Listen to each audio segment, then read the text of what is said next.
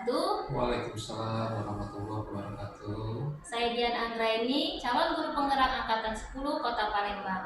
Pada kegiatan hari ini, saya akan mewawancarai saya Estijan SPD selaku Kepala SMP LTI IGM, di mana kegiatan ini kami lakukan sebagai pemenuhan penugasan demonstrasi kontekstual modul 3.1. Baik, kita mulai saja. Assalamualaikum Sir, apa kabarnya? Waalaikumsalam. Alhamdulillah sehat Mistian. Mistian bagaimana kabarnya? Alhamdulillah sehat. Pertama-tama terima kasih ya Sir atas waktunya untuk kita berbincang sebentar terkait tugas saya di modul 3.1 ini tentang pengambilan keputusan berbasis nilai-nilai kebajikan sebagai pemimpin. Siap. Oke, nanti mungkin saya akan mengajukan beberapa pertanyaan kepada Sir Estijan. Mohon nanti dibantu ya Sir Estijan ya. Akan coba saya jawab. Oke, apakah sudah siap Sir? Insya Allah. Kita mulai dari pertanyaan pertama saja ya Sir ya. Oke. Jadi kan kalau kita berbicara tentang kepemimpinan tentu saja terkaitnya ini dengan pengambilan keputusan ya Sir ya. Namun terkadang sebagai pemimpin pasti Sir akan menghadapi yang namanya dilema, kasus-kasus yang dilema etika ya Sir ya, ketika harus berhadapan dengan hal tersebut. Nah kira-kira hal apa saja yang merupakan tantangan Sir dalam pengambilan keputusan yang pada kasus dilema etika tadi? Ya, yang kita pahami bersama di sini misalnya adalah ketika kita berbicara tentang dilema etika, maksudnya ini kan keputusannya pilihannya benar melawan benar ya. Kedua pilihan tersebut ataupun keputusan yang akan diambil ini kedua-duanya benar seperti itu. Dan memang sulit sekali makanya dinamakan dilema etika di sini ya kan. Jadi memang kita harus memenuhi beberapa prinsip yang di sana dalam pengambilan keputusan tersebut sehingga nanti prinsip-prinsip yang kita gunakan dalam pengambilan keputusan ini bisa menentukan pilihan yang terbaik atau keputusan yang terbaik dari dilema etika yang kita hadapi. Oke, bisa ya. Oke. Kalau misalnya tadi saat ketika menghadapi kasus-kasus tadi Sir ya yang menghadapi pada dilema etika, kira-kira apakah Sir memiliki jadwal tertentu ya, dalam menyelesaikan kasus dilema etika tadi? Apakah Sir langsung menyelesaikan di tepat atau memilih jadwal tersendiri untuk menyelesaikannya? Nah, kalaupun itu ada, bentuk dan prosedurnya itu seperti apa Sir? Sebaiknya ketika kita menghadapi suatu tantangan, suatu masalah di sini, ya, dan kita dihadapkan kepada pilihan-pilihan atau kasusnya di sini ada dilema etika, ya secepatnya kita harus selesaikan. Ada beberapa hal atau beberapa kasus yang memang harus kita selesaikan pada saat itu juga. Dan ada beberapa hal ataupun kasus yang memang kita harus melibatkan warga sekolah ya, ketika itu pemimpin di sini kepala sekolah juga harus mendengarkan saran-saran ataupun masukan-masukan ataupun pertimbangan-pertimbangan dari semua warga sekolah. Walaupun pada akhirnya nanti di sini kepala sekolah yang terakhir akan tetap mengambil keputusannya berkaitan dengan dilema etika tersebut. Jadi itu tadi ada hal-hal yang mungkin perlu diselesaikan pada saat itu juga dan ada beberapa hal yang mungkin juga terjadwal untuk penyelesaiannya. Jadi kalau bisa saya tadi kesimpulan ini disesuaikan dengan kasusnya nggak Sir ya? Mungkin adakah yang memang harus kita tindak hari itu juga atau yang memang harus melibatkan seluruh warga sekolah. Seperti itu ya Sir ya? Oke. Kemudian Sir, kalau kira-kira adakah seseorang atau faktor-faktor apa yang selama ini mempermudah atau yang dapat membantu Sir dalam pengambilan keputusan dalam kasus-kasus dilema etika? Orang tentu yang tadi saya sampaikan sebelumnya ada orang-orang ini kalau di sekolah sebagai kepala sekolah tentu yang pertama saya akan berkata ada wakil-wakil saya terutama di bidang kurikulum, di bidang siswaan, juga kita menutup kemungkinan di bidang hubungan masyarakat dan sarana prasarana. Selanjutnya juga saya biasanya berkoordinasi ataupun meminta saran terlebih dahulu kepada guru-guru yang senior di sekolah yang insya Allah mereka sudah punya pengalaman, sudah punya pandangan ataupun perspektif yang lebih luas, bukan hanya memandang dari satu sisi saja.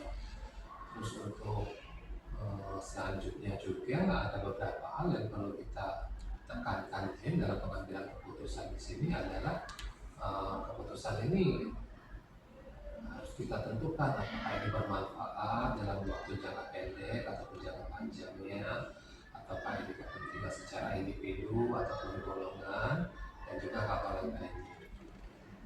Nah, kira-kira bagaimana cara Sir mengidentifikasi kasus-kasus yang merupakan dilema etika atau masuk ke bujukan moral? Tentunya tadi ya, kalau rujukan moral itu kita sudah tahu ya mengidentifikasinya ya. Kalau hal tersebut kita hadapkan atau kita benturkan, kalau ini benar, kalau itu salah, itu sudah pasti rujukan moral ya kan. Oh, ini berarti sudah rujukan moral berarti ya kan. Ini memang tantangannya di sini adalah ketika kita harus mengambil keputusan yang memang berupa dilema etika seperti itu. Kita Benar sama benar ya, seperti itu ini ya. kadang menjadi tantangan ya ketika Iya. kita harus dihadapkan pada kasus-kasus dilema etika. Iya, Kalau betul misalnya sekali. tadi seperti yang saya sampaikan untuk bujukan moral, mungkin walaupun masalahnya sulit, tapi Iya. kita bisa menentukan keputusannya Iya. karena kita tahu ini benar, ini salah. Iya. Seperti itu. Walaupun nanti sebelumnya kita memang agak bingung juga ya untuk mengidentifikasinya kan, yang kadang kita harus memikirkan juga ataupun dampak-dampaknya pada hal-hal yang lain di lingkungan sekolah.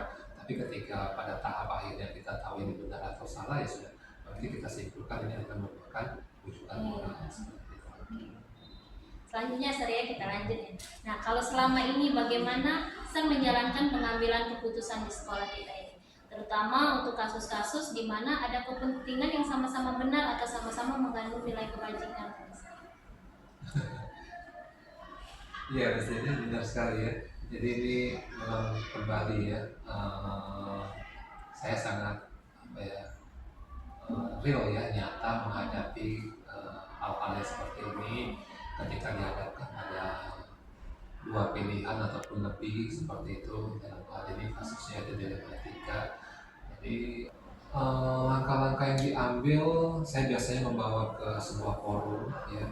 Di sana yang saya harapkan semua warga sekolah bisa hadir ya, semua wakil, semua guru, dan juga termasuk karyawan di sini tenaga pendidikan bisa memberikan saran, bisa memberikan masukan, dan juga bisa melihat suatu keputusan ini dari perspektif yang berbeda. Tentunya juga dengan pertimbangan-pertimbangan nanti keputusan-keputusan ini ya apakah sesuai dengan norma atau sesuai dengan peraturan yang ada di sekolah ya, sehingga ketika kita memutuskan satu keputusan di dilema etika ini, keputusannya memang bisa dipertanggungjawabkan.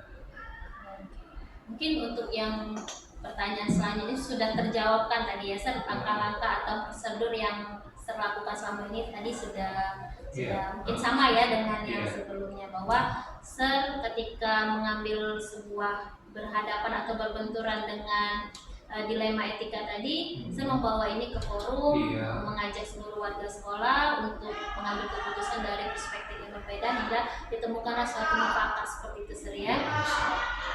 Nah, kira-kira hal apa saja yang selama ini yang Sir anggap efektif dalam pengambilan keputusan pada kasus-kasus dilema etika? Hal-hal yang dianggap efektif yang tadi ya, tentunya hal ini memang harus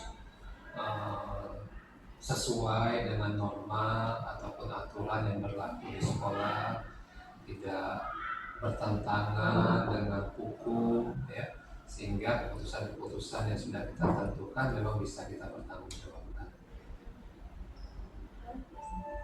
Nah, dari semua yang telah tersampaikan tadi, kira-kira pembelajaran apa sih yang dapat Sir petik dari pengalaman Sir mengambil keputusan dilema etika? Pembelajaran sampai saat ini ketika harus mengambil keputusan yang dihadapkan dari sebuah dilema etika adalah tentunya keputusan yang diambil di sini ya harus melibatkan semua warga sekolah, guru, tenaga pendidik, dan karyawan untuk meminta saran usul dari mereka, sehingga juga keputusan-keputusan tadi yang sebelum saya putuskan memang harus kita tadi balik lagi kita harus tentukan sesuai dengan aturan-aturan, sesuai dengan norma-norma, sesuai dengan hukum, sehingga keputusan ini bisa kita pertanggungjawabkan di masyarakat ya, tentunya juga di mata hukum. Terima kasih banyak Sir ini untuk waktunya dan penjelasan ataupun berbagi pengalamannya ketika Sir menghadapi eh, apa ya suatu hal di mana Sir harus memutuskan yang berhubungan dengan dilema etika. Terima kasih banyak Sir untuk waktunya, sekali lagi saya ucapkan. Sama-sama mestinya. Baiklah, terima kasih. Itu saja yang bisa kami sampaikan. Saya tutup. Wassalamualaikum warahmatullahi wabarakatuh.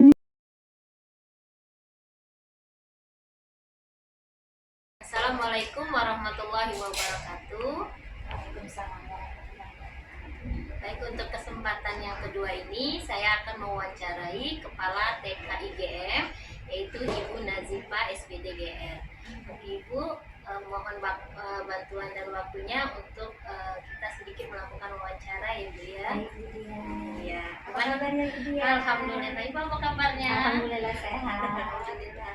Oke, mungkin kita langsung saja ya Bu ya, ini terkait dengan tugas kami di modul 3.1 tentang pengambilan keputusan berbasis nilai-nilai kebajikan sebagai pemimpin. Nah, tentu saja Ibu Eva sebagai pimpinan pasti sering menghadapi suatu masalah-masalah dan sering juga harus memutuskan sesuatu hal ya Bu ya. Kira-kira kalau di sini Bu, pertanyaan pertama saya, kira-kira apa saja sih yang selama ini yang menjadi tantangan bagi Ibu dalam mengambil keputusan pada kasus-kasus dilema etika? Jadi kan kalau untuk kasus-kasus dilema etika itu kita harus merujuknya dulu nih ya, kasus ini seperti apa, dampaknya seperti apa. Jadi kita tidak serta-merta mengambil keputusan, tapi kita harus tahu dulu sebabnya yang menyebabkannya itu apa. Jadi kalau seperti dilema etika itu kalau saya pribadi lebih istilahnya itu dampaknya dulu. Otomatis dampak itu apakah berdampak besar kepada siswa atau bagaimana. Jadi memang benar-benar harus dipikirkan dampaknya. Itu menjadi tantangan ketika kita harus menelaah Iya, lagi jangka panjangnya seperti apa Bu ya. Jangan Oke, sampai ya. keputusan yang kita ambil ini akan merugikan, Betul. khususnya merugikan terhadap siswa atau terhadap siapa yang menjadi konflik dalam dilema tersebut. Nah, kalau misalkan itu terjadi, apakah Ibu memiliki jadwal tertentu dalam sebuah penyelesaian kasus dilema etika ini, ataukah langsung menyelesaikan di tempat? Ya. Jadi untuk kasus-kasus tertentu dalam dilema etika itu, dalam pengambilan keputusan itu biasanya ada kasus yang ringan ya, yang sedang, terus yang berat. Biasanya kalau memang itu ringan dan misalnya itu dampaknya tidak terlalu ini, biasanya saya tergantung urgensinya. Tapi kalau misalnya itu kira-kira ini bisa berdampak besar, biasanya saya akan menjadwalnya dulu. Jadi kita punya waktu untuk berpikir dampak-dampak apa saja, terus bisa berkoordinasi dengan tim yang ada seperti itu. Karena musyawarah ya istilahnya itu. Jadi bisa Situasional. Iya, Situasional saja. Dilihat dari kasusnya Ibu Iya, ya. dampaknya seperti apa, bentuknya seperti apa. Karena kan setiap kasus-kasus itu tidak sama. Betul. Kemudian Bu, kalau apakah ada seseorang ataukah faktor-faktor yang selama ini bisa mempermudah atau membantu Ibu dalam mengambil keputusan khususnya pada kasus-kasus dilema etika ini? Iya. Kita kan organisasi. Kalau organisasi itu apalagi sekolah, kita kan punya tim ya, kita punya struktur organisasi. Jadi seyogyanya mungkin itu harus kita maksimalkan seperti itu. Kita juga serta-merta tidak bisa mengambil keputusan sepihak gitu ya. Semuanya harus dimusyawarahkan dulu.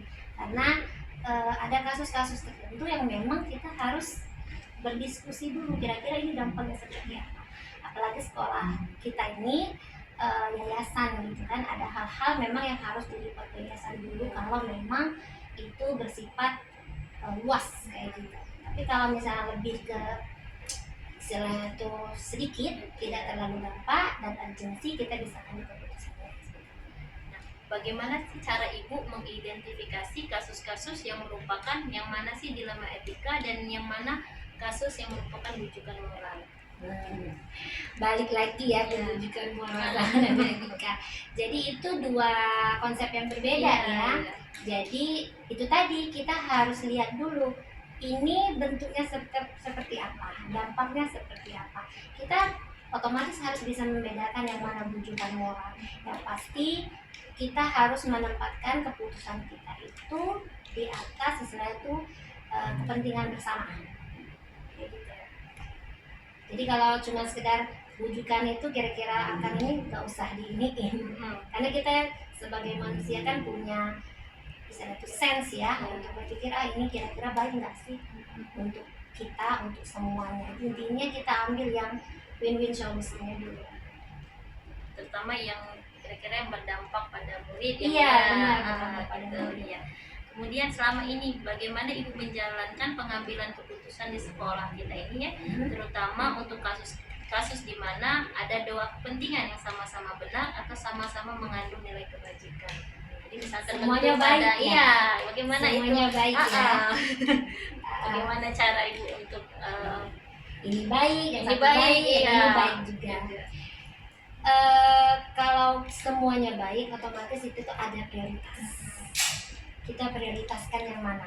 Kalau memang semuanya baik, jika memungkinkan dua-duanya bisa kita laksanakan, why not? Kenapa tidak? Tapi kalau memang tidak, harus ada yang diprioritaskan untuk kepentingan bersama. kembali lagi ke Kepentingan kepentingan bersama murid. dan bersama. Iya, iya. Oke. Nah, kira-kira langkah-langkah atau prosedur seperti apa yang biasa Ibu lakukan selama ini?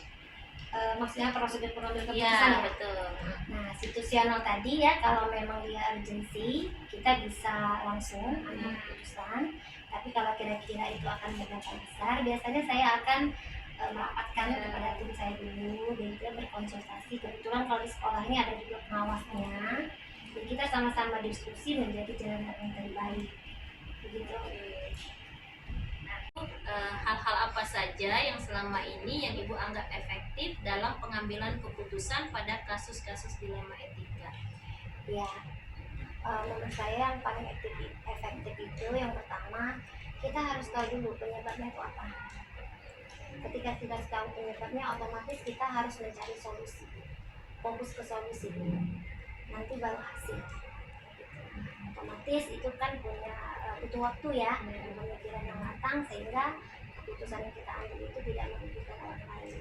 Ya, luar biasa sekali Ibu Nazipan. Mungkin pertanyaan terakhir ini Bu, dari semua hal yang telah Ibu sampaikan tadi, kira-kira pembelajaran apa sih yang dapat Ibu petik ketika sering sekali mengalami pengalaman dalam mengambil keputusan yang berhadapan dengan dilema etika ini? Jadi kalau menurut saya pribadi, ketika kita mengambil keputusan itu benar-benar dipikirkan secara matang, dampaknya seperti apa. Jangan sampai keputusan kita ambil itu bisa merugikan salah satu pihak seperti itu. Selain itu juga pentingnya musyawarah mufakat, karena kita ini makhluk sosial, kita punya struktur organisasi, kita punya tim. Jadi sebaik mungkin hal-hal yang urgensi itu bisa kita duduk bersama, kita rapatkan, kita diskusikan untuk menghasilkan keputusan yang terbaik. Jadi kalau bisa saya tarik kesimpulan, segala kasus itu kita pikirkan dulu Secara matang, penyebabnya apa, apa, solusinya apa, dampaknya Tuh, apa. dan yang paling penting itu dimusyawarahkan secara Benar, bersama sehingga benar. bisa seluruh warga sekolah bertanggung jawab atas keputusan yang telah diambil Benar, bersama. jangan sampai kita menyesal Iya, dengan betul. keputusan yang kita ambil dan merasa bersalah jika keputusan yang kita ambil sebelum itu salah dan merugikan orang lain. Terima kasih banyak Iya, Ibu sama-sama. Nazifa untuk segala Iya. informasi dan pengalamannya yang luar biasa. Semoga bisa memberikan manfaat untuk kita semua. Terima kasih sekali lagi waktunya Ibu Nazifa ya. Baiklah, demikian demikian saja wawancara saya bersama Kepala TK IGM. Terima kasih, saya tutup. Wassalamualaikum warahmatullahi wabarakatuh. Waalaikumsalam warahmatullahi wabarakatuh.